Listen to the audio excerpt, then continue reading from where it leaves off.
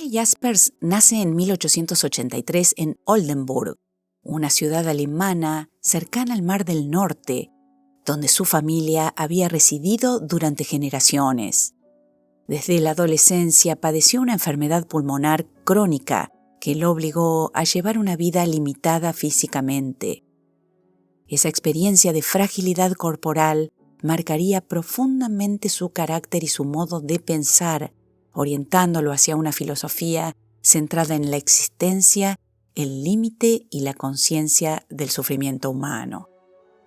En este podcast nos dedicaremos a su obra La filosofía desde el punto de vista de la existencia, publicada en 1949 bajo el título original de Introducción a la filosofía. Analizaremos especialmente los 2 primeros capítulos, es decir, qué es la filosofía y los orígenes de la filosofía. Jaspers nos propone allí una introducción intensa y rigurosa a esta disciplina en la que convergen claridad conceptual y una honda preocupación por lo humano. A lo largo de su vida, Jaspers fue testigo de las 2 guerras mundiales. La segunda lo afectó de modo directo. Estaba casado con una mujer judía y se negó a divorciarse, lo que lo colocó bajo constante amenaza durante el régimen nazi. Fue apartado de la vida académica, vigilado y silenciado, y desde esa posición sostuvo una actitud de resistencia ética y una defensa decidida de la libertad de conciencia. Formado originalmente como médico y psiquiatra, Jaspers se desempeñaba como profesor de psicología en la Universidad de Heidelberg antes de dedicarse plenamente a la filosofía. Aunque suele ubicárselo dentro de la corriente existencialista, él rechazaba esa denominación y prefería hablar más bien de una filosofía de la existencia. Esta corriente se enfoca en la comprensión de la existencia humana y en problemas fundamentales como la libertad, la responsabilidad, la trascendencia y el sentido de la vida. Los 2 primeros capítulos de esta obra se han convertido así en un clásico para quienes se inician en la disciplina filosófica. Por eso los recorreremos detenidamente para ver cómo presenta Jaspers su concepción singular de la filosofía. En el capítulo 1, titulado ¿Qué es la filosofía?, Jaspers comienza desarrollando lo que considera posiciones contradictorias frente a la filosofía. Por un lado dice, hay quienes creen que puede brindarnos revelaciones extraordinarias, y por otro, quienes sostienen que es un pensar sin sentido, que no lleva a ningún lado, que gira en círculos en torno a los mismos problemas eternos. También se la contempla con respeto como el quehacer de unos hombres insólitos, percibidos como distantes e inimitables. Pero al mismo tiempo no faltan quienes la desprecian como el cavilar de unos soñadores, unos bohemios improductivos apartados de la realidad. Del mismo modo, la filosofía puede parecer algo que interesa a todos y que despierta curiosidad inmediata, pero también se la considera muchas veces tan difícil que desespera. Jaspers reconoce que ambas posturas tienen fundamento. La filosofía genera comprensiblemente posiciones tan opuestas precisamente por su naturaleza peculiar. Luego, Jaspers se dedica a las diferencias entre ciencia y filosofía.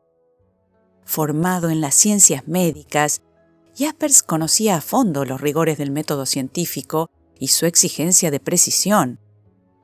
Por eso establece con claridad las diferencias fundamentales entre ambos campos del saber.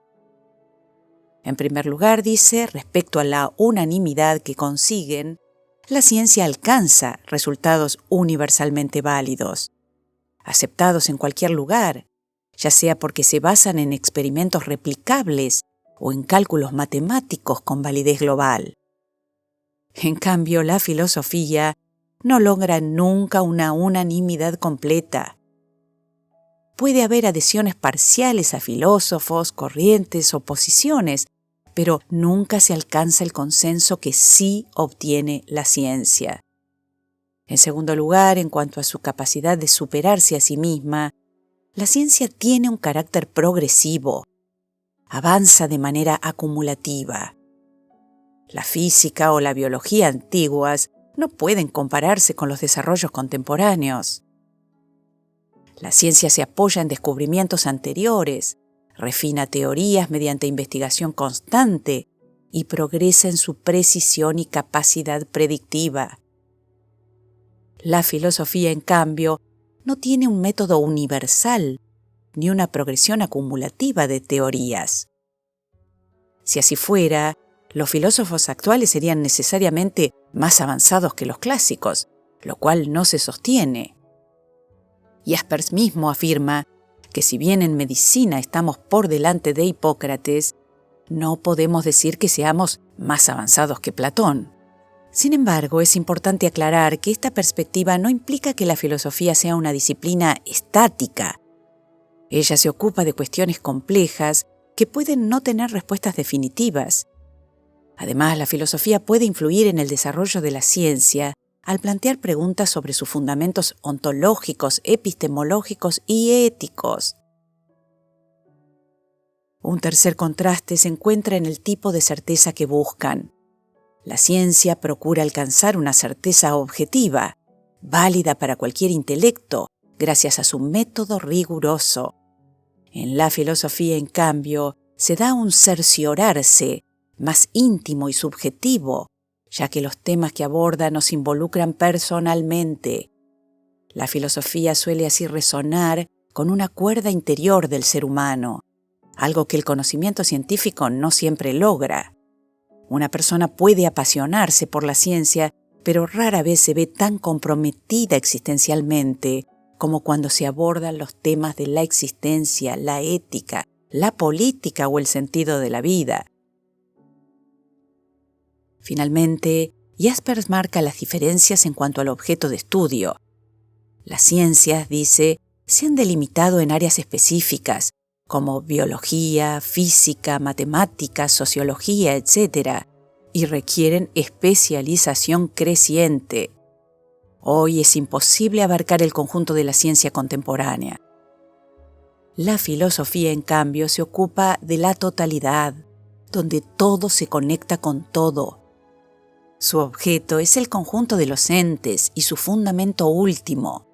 Por eso se la considera el saber más amplio. No hay nada que quede fuera de su alcance, ni siquiera la propia nada. De hecho, su pregunta por excelencia podría formularse así: ¿por qué hay algo y no más bien la nada?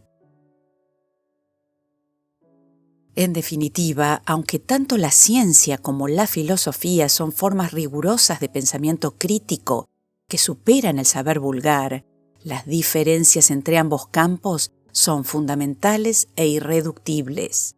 Hoy se considera que ninguna filosofía puede aspirar a ser significativa sin haber asimilado previamente el conocimiento científico disponible. Pero la filosofía no es una mera síntesis de resultados científicos, sino una visión problemática que revela la imposibilidad de una única visión del mundo.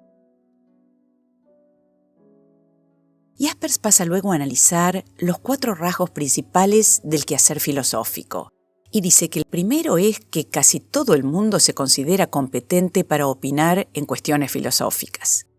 Mientras que en el terreno científico parece evidente que se requiere una formación especializada de años para poder intervenir con autoridad, en cualquier debate con tintes filosóficos, la mayoría se siente legitimada para tomar posición. Lejos de ver esto como un problema, Jaspers lo considera positivo, dado que indica que la filosofía toca algo esencial en todo ser humano. En segundo lugar, Jaspers sostiene que la filosofía debe ser siempre original. Por eso menciona las preguntas filosóficas de los niños, formuladas cuando aún conservan viva la curiosidad y no han sido capturados por las respuestas del sentido común. Se trata de los célebres ¿por qué? Infantiles, que muchas veces apuntan a cuestiones profundas, como el origen, la causalidad, la existencia de Dios o del universo. Otra cuestión que suele aparecer tempranamente es la de la identidad personal. Me esfuerzo por ser otro y sigo siendo yo. Pero al crecer, los niños también notan que ya no son el mismo que cuando eran bebés, lo que introduce el problema filosófico del cambio y la permanencia. También es común que se aferren inicialmente a la evidencia de los sentidos, hasta que alguien les señala que no todo es tan evidente. Por ejemplo, aunque parezca que la Tierra está quieta, los datos científicos indican lo contrario. Así que lo evidente se vuelve un tema fascinante en sí mismo. Otra inquietud habitual es la relativa a qué seres existen realmente y cuáles no, como en el caso de los personajes de cuento o figuras fantásticas. Esto se vincula con interrogantes sobre lo posible y lo imposible, lo contingente y lo necesario. Todos estos son momentos, dice Jaspers, con tinte filosófico, a los que acceden incluso niños muy pequeños y que lamentablemente tienden a desdibujarse con el paso del tiempo. En tercer lugar, Jaspers señala que en ciertos momentos extremos, como el inicio de algunas enfermedades mentales, pueden aparecer estados de conciencia con rasgos filosóficos. Cita aquí al poeta Hölderlin y al pintor Van Gogh.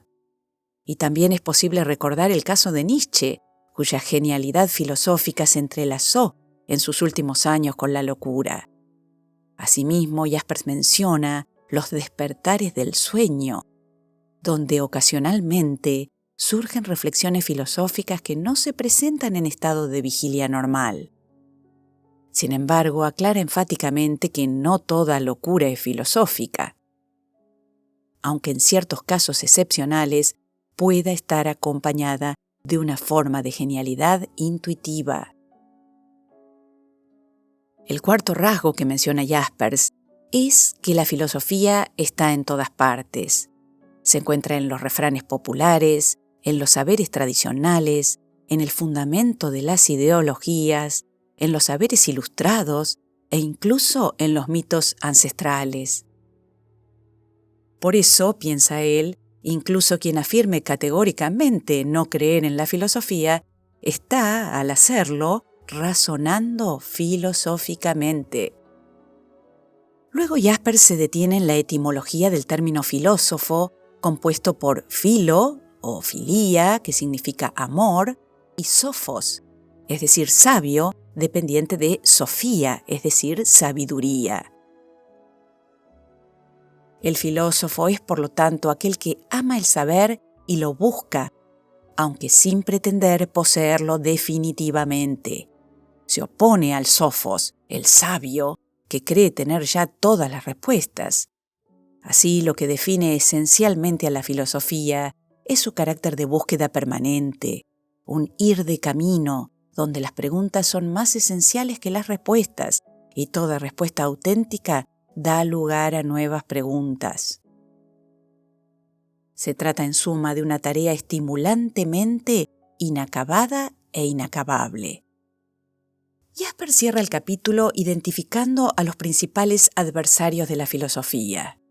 En primer lugar, dice, está el autoritarismo eclesiástico, que desconfía de ella por entender que aleja de Dios o tienta a seguir al mundo en lugar de la revelación divina.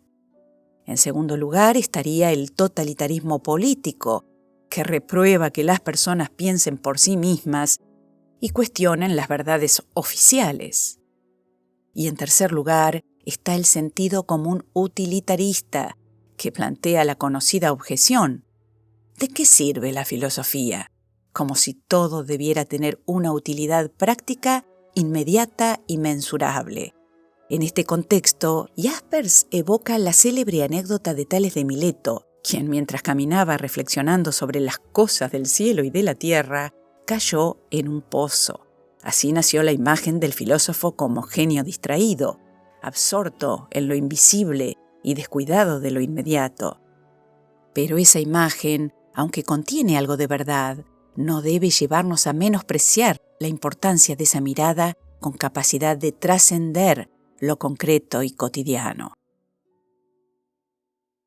Jaspers llega entonces al capítulo 2, titulado Los orígenes de la filosofía, en el que introduce su célebre distinción entre comienzo y origen. El comienzo, dice Jaspers, designa el momento histórico en el que se formularon por primera vez reflexiones propiamente filosóficas. La antigua Grecia en el siglo VI a.C., con pensadores como Tales de Mileto, Heráclito, Parménides. Estos filósofos buscaron explicaciones racionales del mundo, marcando una ruptura histórica con el recurso exclusivo a la autoridad mítica o religiosa. Sin embargo, Jaspers también reconoce en el mito un germen filosófico. Ambos, mito y filosofía, buscan explicar el orden cósmico a partir del caos primordial. De este modo, la transición del mito al logos, tantas veces repetida en los manuales, debe entenderse con más matices y continuidades, porque incluso Platón recurre al mito cuando necesita representar simbólicamente cuestiones que escapan al discurso racional estricto. El origen de la filosofía, en cambio, dice Jaspers, remite a algo más profundo y permanente, el impulso eterno que lleva a los seres humanos a interrogarse sobre la existencia, la realidad y los problemas más acuciantes de la condición humana. Como primer origen, entonces, Jaspers se detiene en el asombro o admiración, siguiendo la tradición inaugurada por Platón y Aristóteles. Este asombro, dice, es el motor originario del filosofar. La contemplación del cielo estrellado, del mar infinito, de los elementos en su interacción, de la vida misma en su misterio, despierta una mirada trascendente y desinteresada que no busca dominar o utilizar, sino simplemente comprender. Justamente en una entrevista filmada, Jaspers evoca su primer encuentro personal con el mar, esa inmensidad, ese horizonte inabarcable que dejaría en él una impresión indeleble. Es ese asombro primordial el que origina la pregunta filosófica genuina, y solo a partir de ella nace el impulso auténtico de conocer. La conciencia socrática de no saber es paradójicamente el punto de partida más fecundo. El segundo origen de filosofar es para Jaspers la duda. De ella surgen el examen crítico y la búsqueda metódica de la certeza. Es que a medida que se acumulan conocimientos, aparecen contradicciones, y el ser humano descubre que no todo es tan seguro como parecía inicialmente. Los sentidos engañan, como demuestran las ilusiones ópticas, pero también la razón cae a veces en contradicciones aparentemente insolubles. Jaspers distingue entonces dos tipos fundamentales de duda. Por un lado está la duda radical, de tipo escéptico, que paraliza y no conduce a nada constructivo, encerrando al pensamiento en un círculo vicioso. Pero por otro lado tenemos la duda metódica de Descartes, quien, como es sabido, duda sistemáticamente de todo hasta que al darse cuenta de que está dudando, descubre que piensa y que si piensa, existe.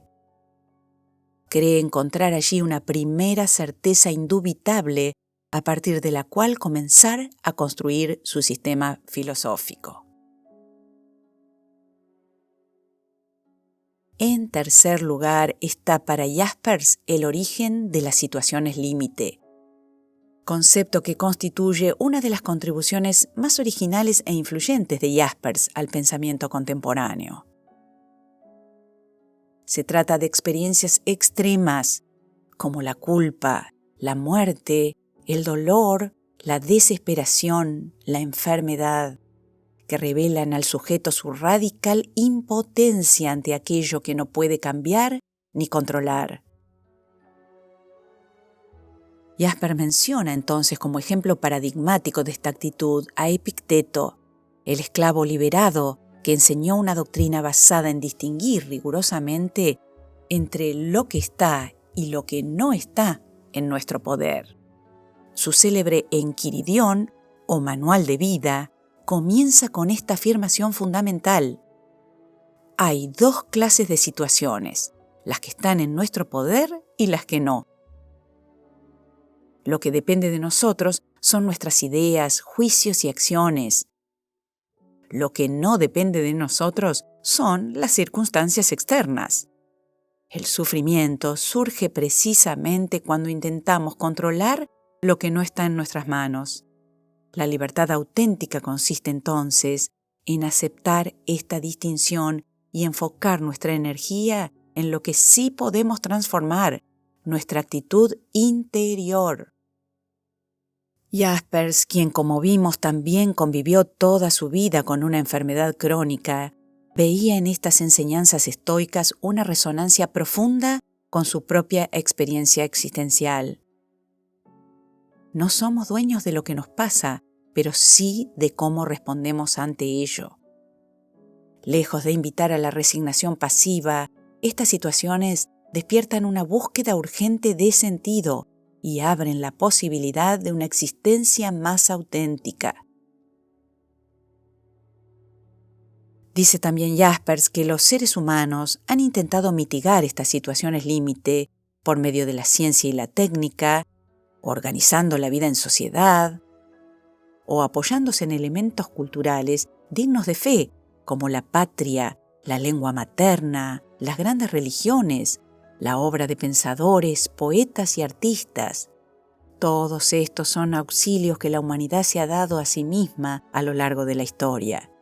Sin embargo, reconoce Jaspers que todos estos elementos culturales tienen sus falencias inevitables. Es por eso que nuestra condición es ineludiblemente la de ser seres finitos y limitados, que no pueden sobrepasar de manera absoluta aquellas situaciones límite que definen la condición humana. Por último, Jaspers afirma que estos tres orígenes no agotan completamente el impulso filosófico. Señala un cuarto factor decisivo, la crisis de la comunicación humana. En la modernidad, los hombres se comprenden cada vez menos. Huyen unos de otros y ya no existen comunidades estables ni vínculos verdaderamente confiables. Ese dolor por la incomunicación no sería tan agudo si estuviéramos en posesión de la verdad absoluta. Pero no es así. Existimos únicamente en compañía del prójimo. Solos no somos nada. Por eso propone una comunicación de existencia a existencia, un encuentro auténtico entre seres humanos donde pueda darse la verdad vivida. Lo describe como una lucha amorosa en la que cada uno entrega al otro todas sus armas, en un gesto de confianza y vulnerabilidad total.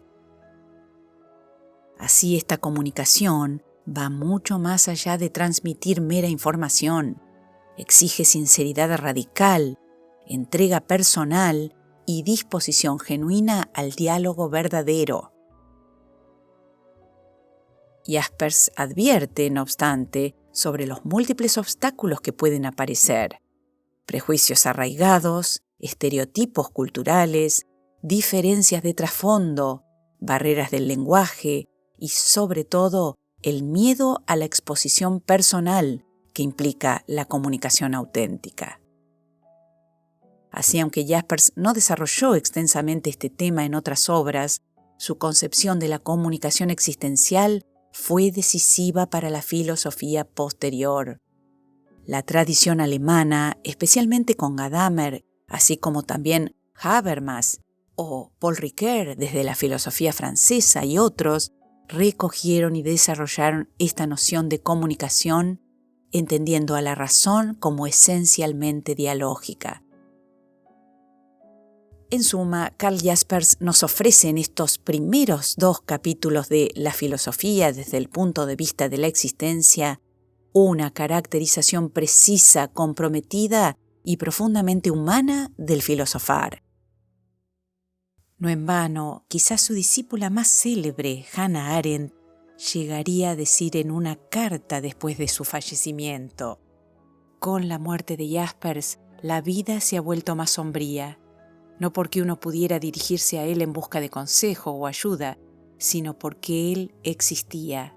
Su mera existencia era consuelo y orientación. Hasta aquí entonces el episodio de hoy.